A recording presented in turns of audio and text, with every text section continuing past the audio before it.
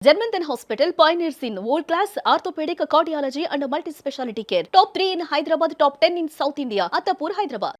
అదే మీరన్నారు సరే రాజకీయాలు ఆ చర్చ పక్కకి పక్కన పెడితే సరే మీరు సంహవ్ మీకు టికెట్ లభించింది, ఎలా లభించింది ఏంటి అనేది ఇప్పుడు వరకు మీరు ఎక్కడని చెప్పారా? నేను చాలాసార్లు చెప్పానంటే అంటే చంద్రబాబు నాయుడు గారు మీ జిల్లా కాకపోయినా మీది గుంటూరు జిల్లా కదా, అవును, తాడికొండ అక్కడ మీకు అవకాశం లేదు కాబట్టి మీకు తిరువూరు పంపించారు. అసలు మీరు ఊహించారా టికెట్ వస్తుందని తిరువూరులో?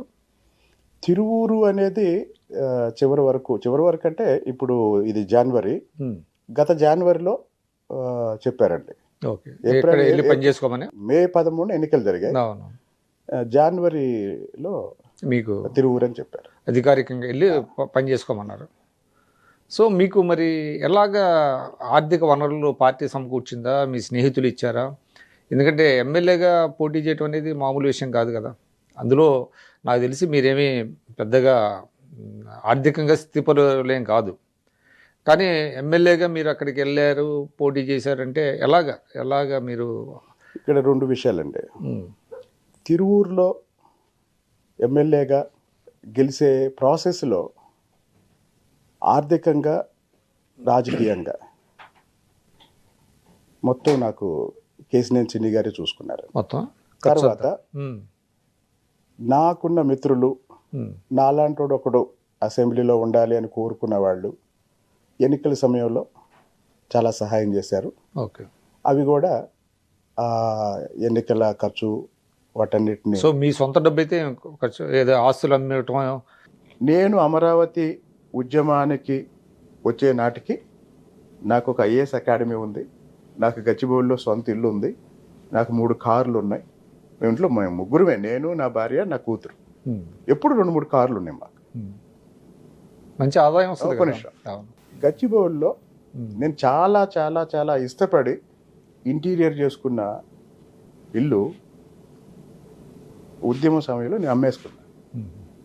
ఎందుకంటే నేను 2 రోజులు రాజధాని ప్రాంతంలో తిరిగి, రాజధాని ఉండటం వల్ల ఎన్ని ప్రయోజనాలు ఉంటాయో రైతులకు చెప్దామని నేను వెళ్ళాను. నేను ప్రెస్ మీట్లో మాట్లాడిన విషయం చంద్రబాబు నాయుడు గారు చూసి, మీరు 2 months నాతోనే ఉండండి అని అడిగారు. నేను ఇప్పుడు గీతం యూనివర్సిటీలో ప్రొఫెసర్, నా ఐఏఎస్ అకాడమీతో పాటు 90 రోజులు క్లాస్కి వెళ్ళలేదని గీతం యూనివర్సిటీ నుంచి తీసేశారు నన్ను. ఎక్కడ? హైదరాబాద్, పటాన్ చెరు. ఓకే. అంటే ఇట్ ఈస్ న్యాచురల్. ఇప్పుడు కోదండరామ్ గారికి సంవత్సరాల తరబడి ఉస్మానియాలో లీవ్ ఇచ్చారంటే అది గవర్నమెంట్ యూనివర్సిటీ, కార్పొరేట్ ఇన్స్టిట్యూషన్స్ అది సాధ్యం కాదు. ఉద్యమం ప్రారంభమైన 2-3 నెలలకి కరోనా స్టార్ట్ అయింది. తర్వాత ఇప్పుడు నేను ఒక ప్రశ్న అడుగుతున్నా, మీరే కాదు ఇది చూసిన వాళ్ళైనా ఎవరన్నా సమాధానం తెలిస్తే నాకు మెసేజ్ చేయండి, లేదా ఎవరన్నా ఒక వీడియో చేయండి. అమరావతి ఉద్యమంలో ఎంతోమంది పనిచేశారు, కొన్ని వేల మంది పనిచేశారు. ఉన్న వృత్తిని వదిలేసి, ఉన్న వ్యాపారాన్ని ఆపేసి, మొత్తం వదిలేసి ఫుల్ టైం ఉద్యోగంలో పనిచేసిన ఒక వ్యక్తి పేరు చెప్పండి, మీకు తెలిసిన ఎవరో ఉండి చెప్పండి. మళ్ళీ రిపీట్ చేస్తున్నా, ఉన్న వ్యాపారాన్ని ఆపేసి, ఉన్న వృత్తిని వదిలేసి, ఒక రకంగా జగన్మోహన్ రెడ్డి మీద ఆ స్థాయిలో. ఇప్పుడు జగన్మోహన్ రెడ్డి ఎన్నికలకు ముందు లండన్ వెళ్ళాడు. లండన్ వెళ్లే ముందు అప్పటికి నేను రామ్ గోపాల్ వర్మ విషయంలో ఒక కేసు ఉంది, నన్ను అరెస్ట్ చేయమని చెప్పి వెళ్ళాడు. సిఐడి వాళ్ళు కూడా హైదరాబాద్లో మా ఇంటికి వచ్చారు. మా ఇంట్లో మా పాప ఉంది, మా మిస్సెస్ ఆఫీస్కి ఫోన్ చేస్తే మా మిస్సెస్ ఇంటికి వచ్చి నోటీస్ తీసుకున్నారు. నన్ను అరెస్ట్ చేయడానికే వచ్చారు. ఆ రోజు నేను ఉన్నట్లయితే అరెస్ట్ చేసేవాళ్ళు. కాబట్టి నేను అడిగేది ఏంటంటే, ఉద్యమ సమయంలోనే నేను నా ఇల్లు అమ్ముకున్నా, 2 కార్లు అమ్ముకున్నా, నా కారు అమ్మా, మా మిస్సెస్ కారు కూడా అమ్మా. కాబట్టి ఇవన్నీ కూడా నేను ఇల్లు అమ్ముకున్నందుకు నేను ఎప్పుడు బాధపడలా. కాకపోతే ఆ ఇల్లు గుర్తొచ్చినప్పుడు ఒక విషయంలో నేను ఫీల్ అవుతాను. అదేంటంటే, ఆ ఇంటి తలుపు మీద సిల్వర్ లెటర్స్తో నా కూతురు పేరు రాయించా, అక్షరాన్ని రాయించా. ఆ ఒక్క పాయింట్ దగ్గరే నేను చాలా కాస్ట్లీ ఇల్లు. ఆ రోజు ఆ కరోనా వీటన్నిటి వల్ల అంటే ఈ నెలకి ఒక 3-4 లక్షలు ఖర్చులు కావాలంటే ఓ ఫ్రెండ్ దగ్గర అప్పు తీసుకున్నా. తర్వాత కరోనా అన్నాళ్ళు ఉంటుందని ఎవరు ఊహించలేదు కదా. ఉద్యమం అన్నాళ్ళు 1632 రోజులు ఉద్యమం ఉంది. నేను మొదటి రోజు నుంచి 2 రోజులు తీసేస్తే ఉన్నా. ఈ ప్రాసెస్లో ప్రతి నెల ఆ నెల మెయింటెనెన్స్ కోసం అడ్జస్ట్మెంట్ చేసుకుంటే కొన్ని నెలల తర్వాత వెనక్కి తిరిగి చూస్తే చాలా అప్పులు అయితే ఆ అప్పులు క్లియర్ చేయటం కోసం ఇల్లు అమ్మాను నేను. తర్వాత నేను నేను 4 సార్లు పాదయాత్ర చేశాను. ఒకసారి పాదయాత్ర చేసేటప్పుడు వెలగపూడి గోపాలకృష్ణ గారని విజయవాడలో ఉంటారు పెద్ద ఆయనకి తెలిసిన వాళ్ళ చేత ఒక చోట కాస్త నామినల్ ఇంట్రెస్ట్కి అప్పిప్పించారు. ఓకే. ఆ అప్పిచ్చిన వాళ్ళు క్యాన్సర్తో చెన్నై అపోలోలో ఉన్నప్పుడు అర్జెంటుగా డబ్బులు కావాల్సి వస్తే రీపే చేయాలి. నా హోండా సిటీ కార్ అమ్మేసి డబ్బులు పంపించాను. కాబట్టి మీకు ఎన్ఆర్ఐలు ఎవరో కొంత హెల్ప్ చేశారంటారు ఏం లేదా? ఇప్పుడు ఉద్యమం జరుగుతున్న ప్రాసెస్లో ఓకే 10 మంది సహాయం చేశారు.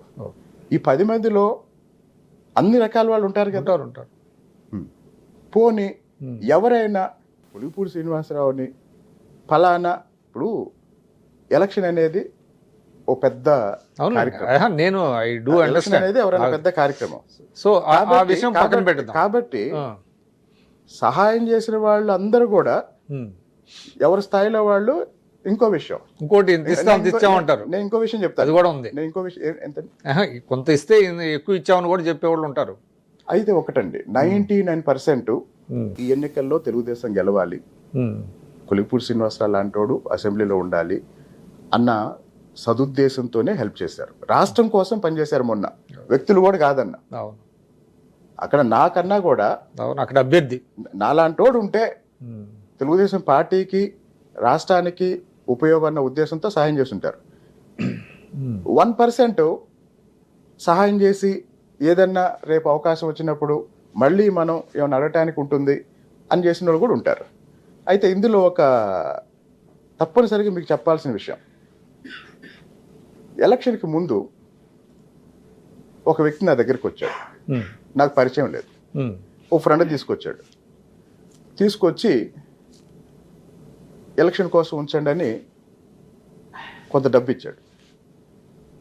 ఓకే, అతను ఎవరో నాకు పరిచయం లేదు. ఓకే, ఎలక్షన్ ముందు వచ్చాడు, కొంత హెల్ప్ చేశాడు. ఎలక్షన్ అయిపోయింది. ఎలక్షన్ అయిపోయిన 1 month తర్వాత వచ్చాడు.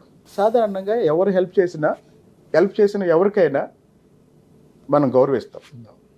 సో అట్లానే అతన్ని రిసీవ్ చేసుకున్నా, తిరువురు వచ్చాడు, రిసీవ్ చేసుకున్నా, మా ఇంట్లో కూర్చోబెట్టా, మాట్లాడుతున్నా. ఒక అర్ధగంట మాట్లాడాడు. నేను మొదట 5 నిమిషాలు విన్నా, ఆ తర్వాత నేనేం వినలేదు, నా ఫోన్ చూసుకుంటూ కూర్చున్నా. ఆ 5 నిమిషాలు ఏం చెప్పాడంటే, అతను అమెరికాలో ఉంటాడు, మీరు ఒక 200 crore బ్లాక్ మనీ నాకు ఇవ్వండి, నేను దాన్ని వైట్ చేసి తీసుకొచ్చి మీకు ఇస్తా అన్నాడు. ఇది ఫస్ట్ 5 minutesలో అతను చెప్పింది. ఓకే. ఆ తర్వాత అసలు అతను ఏం చెప్తున్నాడో నేను వినలా. అంటే ఇది ఎందుకు చెప్తున్నానంటే, రాజకీయ నాయకుల గురించి, కరప్షన్ గురించి జనంలో ఏ స్థాయి అభిప్రాయాలు ఉన్నాయో ఇది ఒక ఎగ్జాంపుల్.